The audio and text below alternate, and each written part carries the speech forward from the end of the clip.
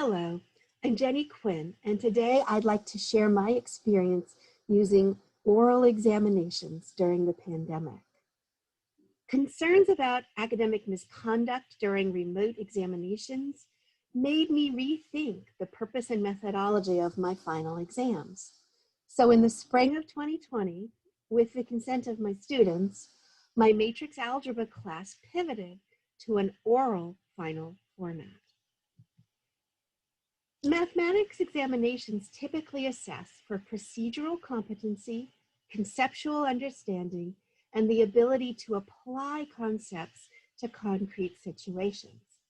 Now more than ever, there is readily available assistance through computational systems or online services that make the security of even the most novel questions difficult to ensure outside of a classroom testing situation.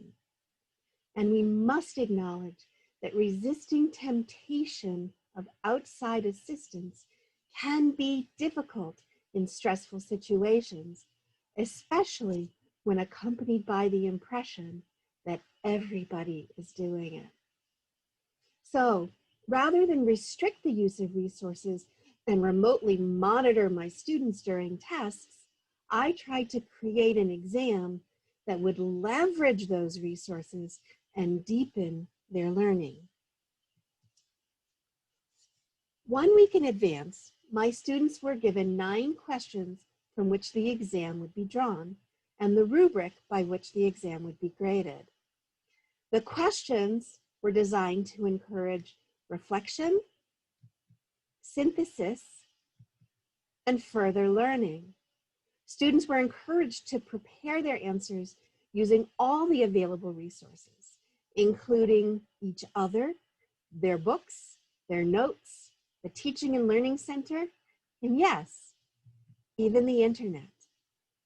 For the exam itself, students could bring 1 page of notes and any materials required by a particular question.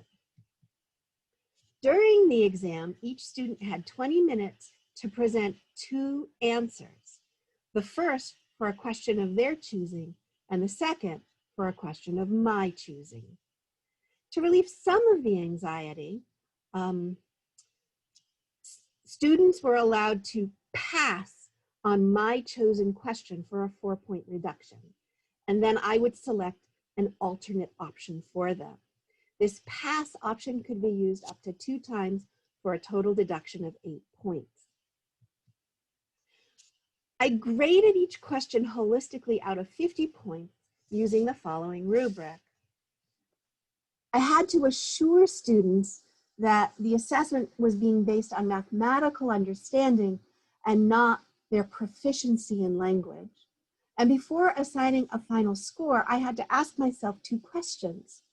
How would I score this presentation if it came from a known high-performing student?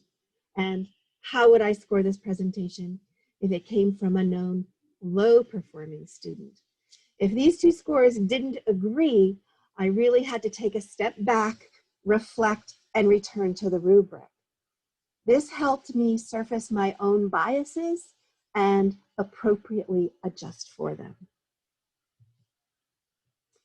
It took a total of 9 hours to conduct 24 individual interviews, which is comparable to the amount of time that I would have spent proctoring and grading a face-to-face final.